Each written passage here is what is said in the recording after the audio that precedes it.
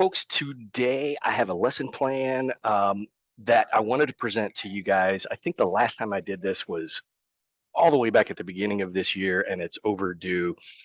So I have titled this lesson plan as Agent Best Practices.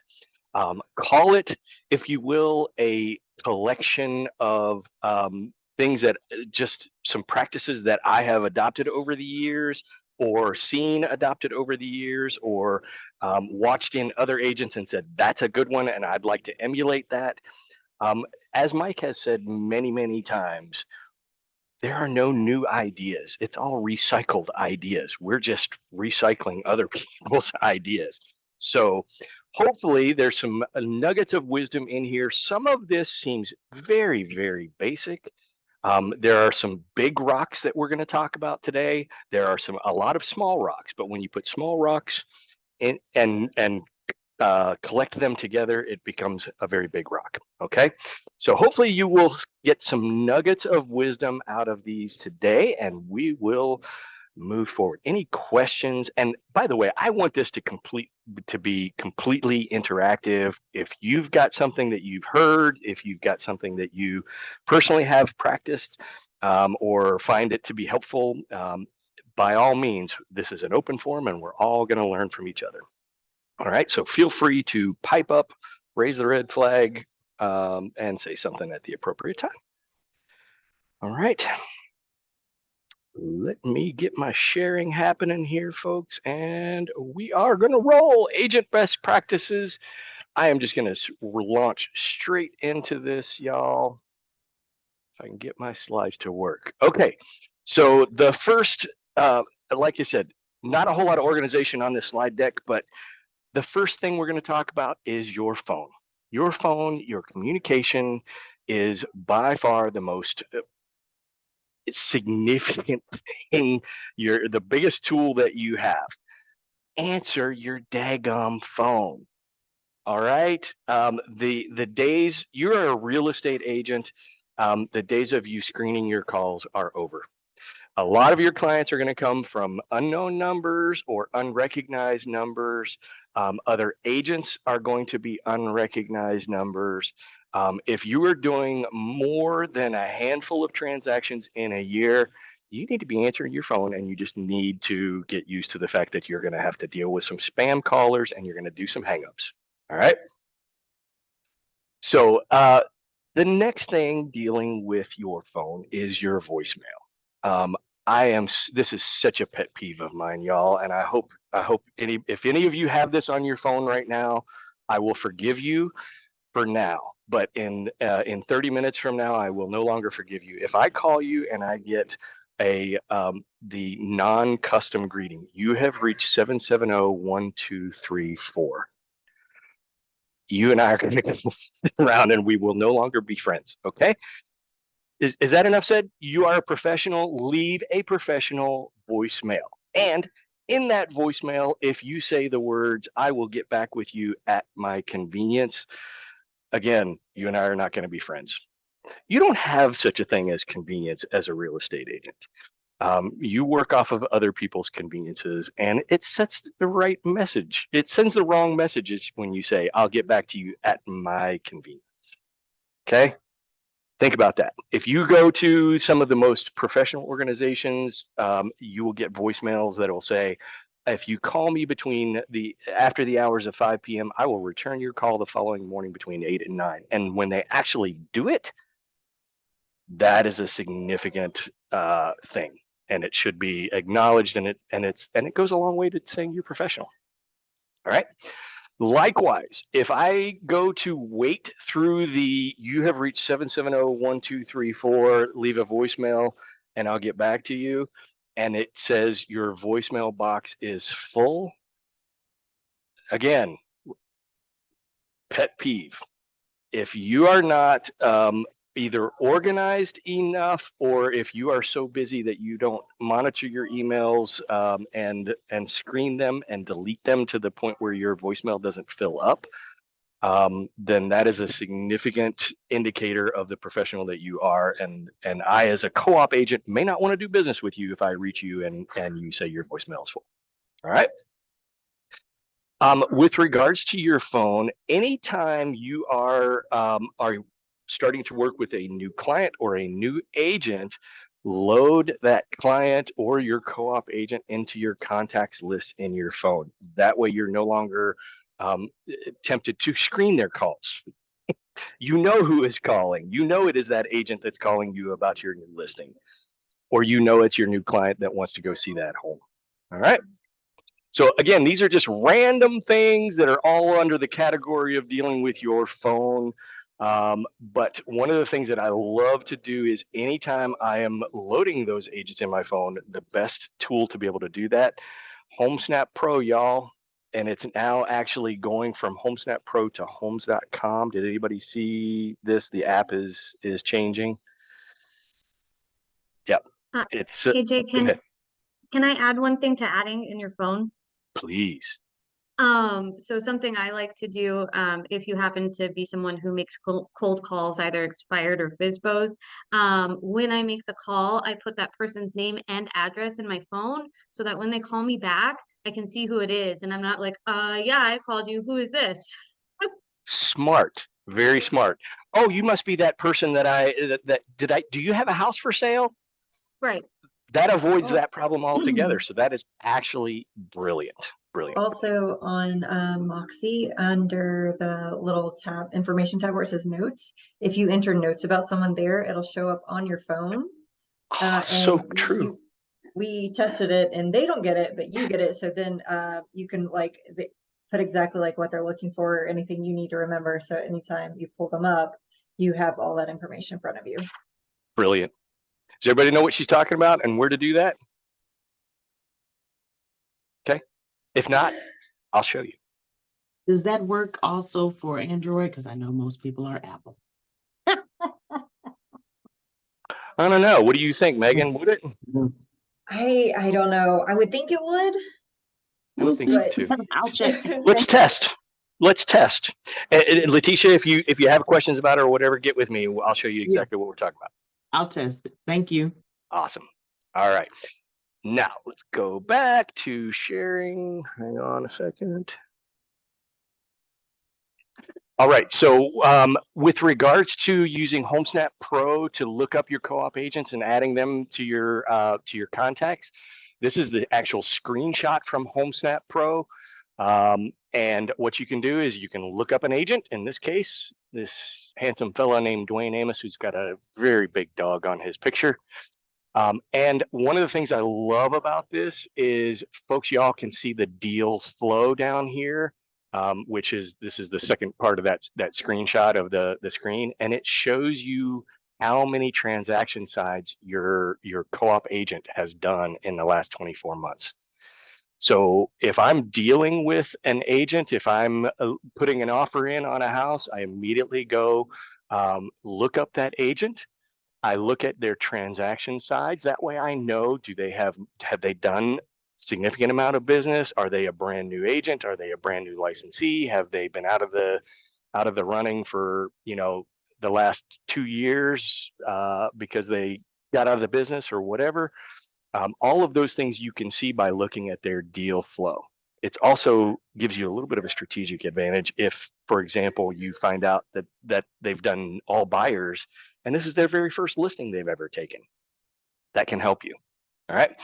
And then once you have pulled up an agent, do y'all see the little add to address book right here in the folder? You can click that, and if you're on an iPhone, it will automatically add it to your contacts within your phone. You don't have to type in the person's email address or their phone number. You don't have to worry about fat fingering their name or misspelling anything. It all goes straight into your phone. I use that almost every day. Folks, anytime when you as a new agent join our brokerage, and we as the brokers on call get the notice that you guys come on board, the first thing I do is I go here, I look you up, and I put you into my phone through this method. All right.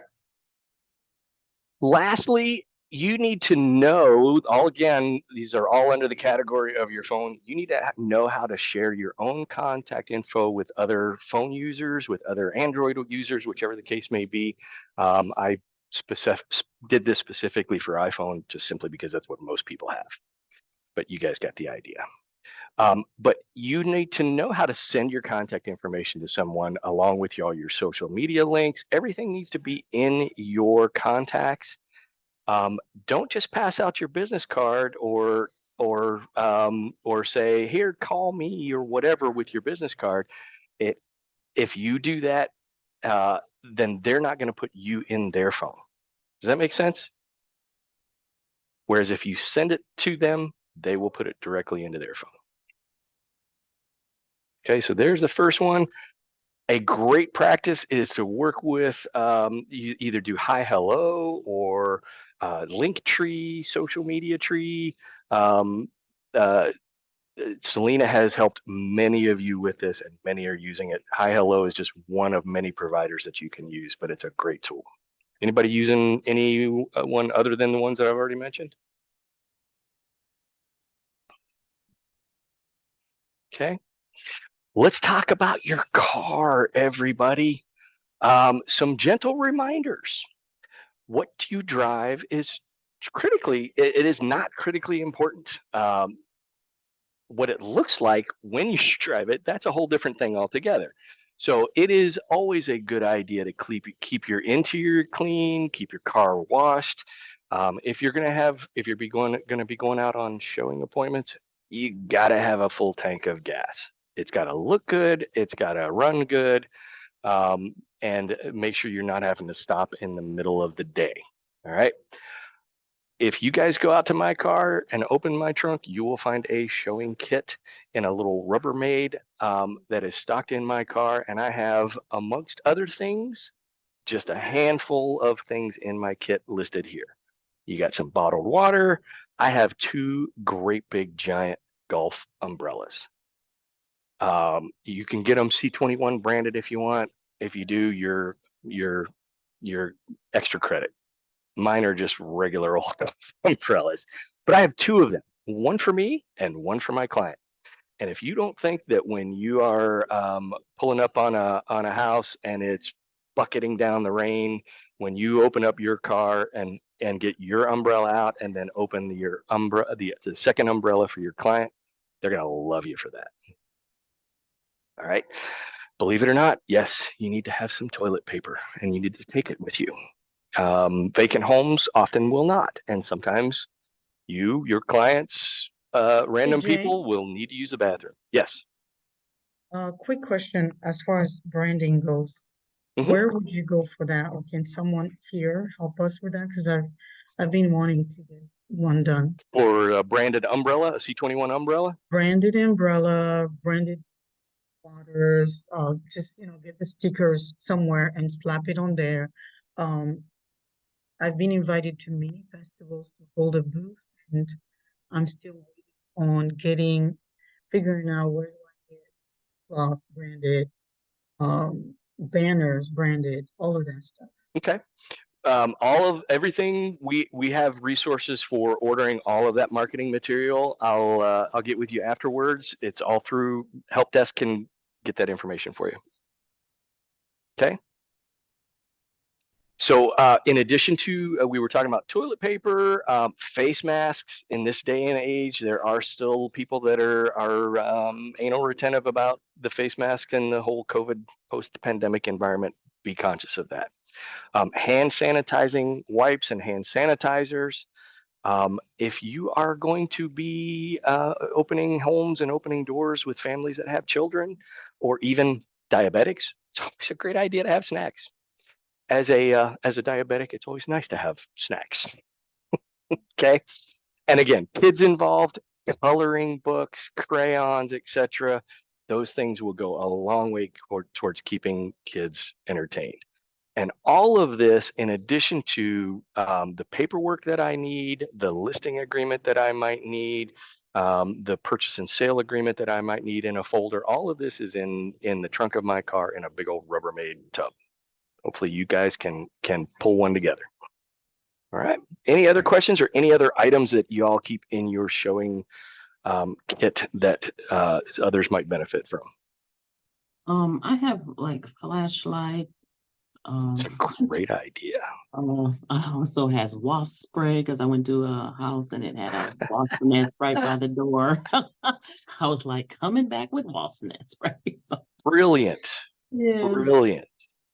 I just have Okay. a clipboard and a pen. Yeah, clipboard. Clipboard and a pen. That's a great idea. I got one for you. And I know I've recently made a purchase. Hang on a second. Let me unshare. I recently made a purchase that I'm particularly thrilled about. It's a thermal imaging camera, and it's great for like showing up on a roof, a wet spot in the ceiling, or where there was a stain, or how well insulated the home is. The little things, I typically don't do that until an inspection time frame. I wouldn't necessarily always do that on a showing, but sometimes it's nice to have. And I keep that in my showing kit. That was a small investment, by the way, less than 250, 300 bucks. All right, everybody look in the slide deck again. Make sure I'm on the right screen. All right, so the next we're going to talk about showings and showing feedback. I am a big fan of using the showing time cart to generate an itinerary for multiple homes. This tool allows you to send an itinerary to your clients via email or print it out. I always do the printed copy and I hand my client, just like Shireen was talking about, with a clipboard and a pen. I've actually handed the copy of the itinerary to my client so that they can keep notes along with a pen. Okay. Everybody know what I'm talking about when I think here's the showing itinerary that gives them each house that they're going to. This is the agent version that has all of the client, how to open the door details on it. But there is also essentially a buyer version of this same thing that allows them to keep notes. Pretty cool, right?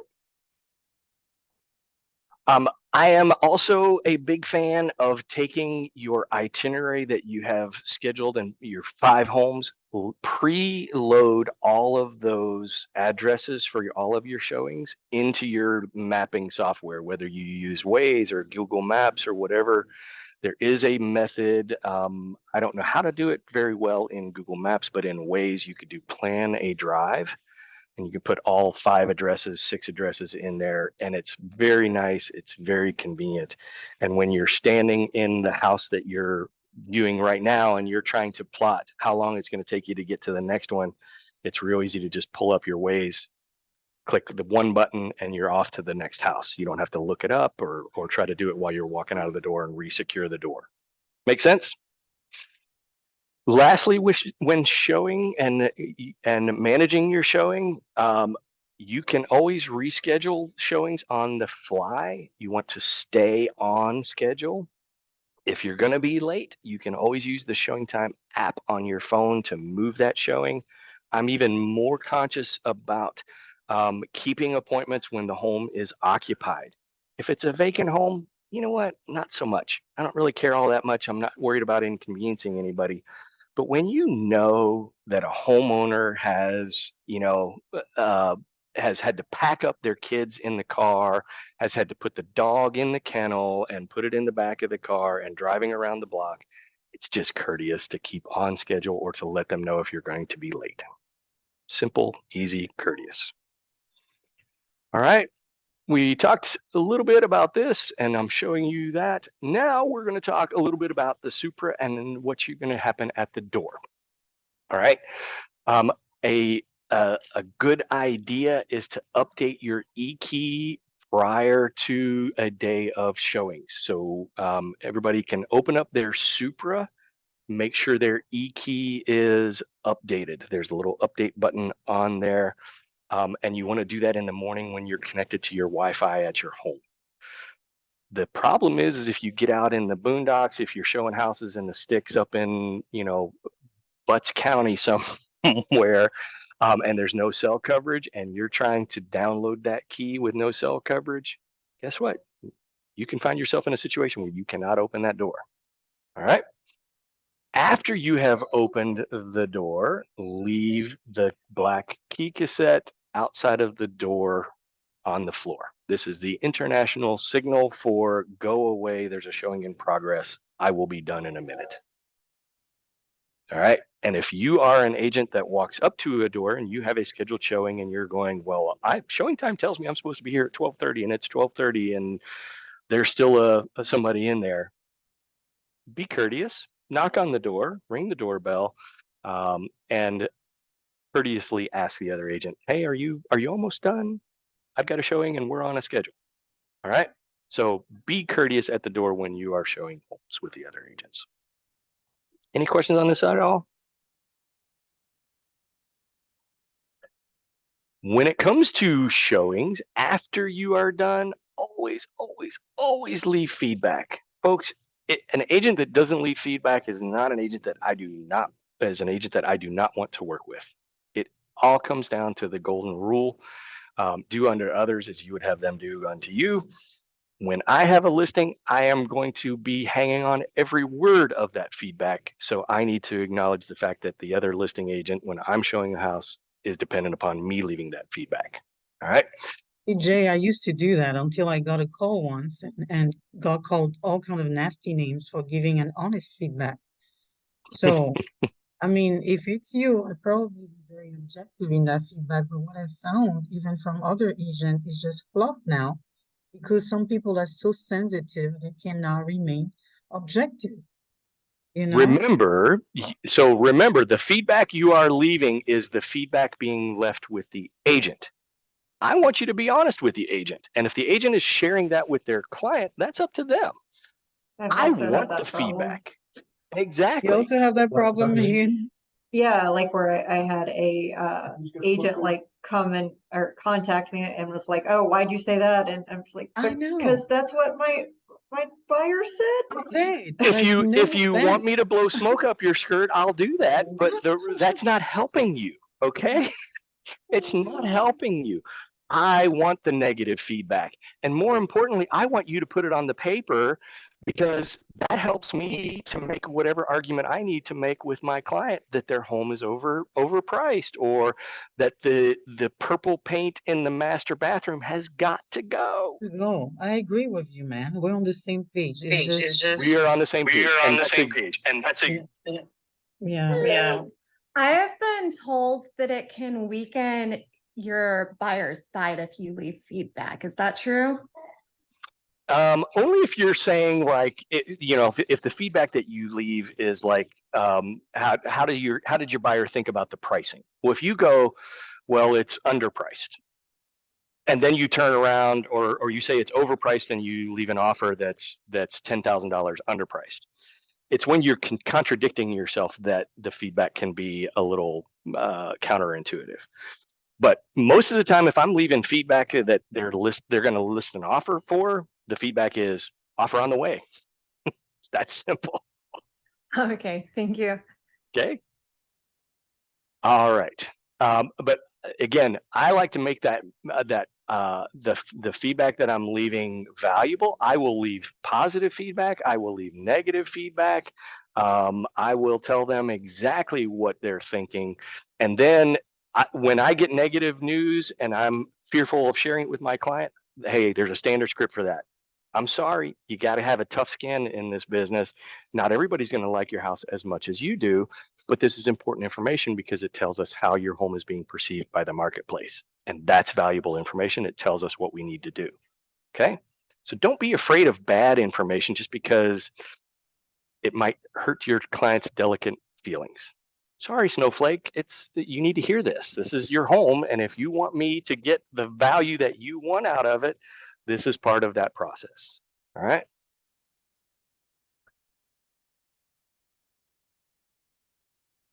Sharing again.